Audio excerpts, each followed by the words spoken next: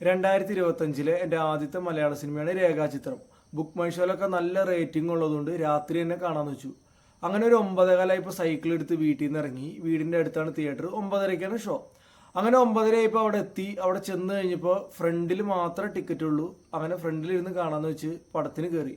First half അടിപൊളി എന്ന് പറഞ്ഞാൽ ഇതൊരു ഇൻവെസ്റ്റിഗേഷൻ ജോണറിലുള്ള സിനിമയായതുകൊണ്ട് നല്ല ക്യൂരിയോസിറ്റിയും കഥയും അടിപൊളി, നല്ലപോലെ കണക്റ്റായി.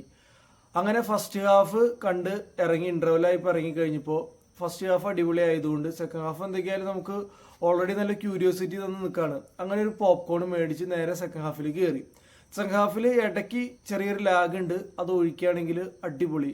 ക്ലൈമാക്സ് വരെ നല്ല പോലെ പിടിച്ച് ഇരുത്തി അടിപൊളിയായിട്ട് എൻജോയ് ചെയ്തു. മനോജ് ഗേജേൻ്റെ പെർഫോമൻസ് ആണെങ്കിലും ആസിഫലിയുടെ പെർഫോമൻസ് ആണെങ്കിലും പിന്നെ ഒരുപാട് കാമിയോ കാര്യങ്ങളൊക്കെ ഉണ്ട്. അങ്ങനെ പടം നല്ലപോലെ എൻജോയ് ചെയ്തു. തിരിച്ച് വീട്ടിലേക്ക് പോന്നു.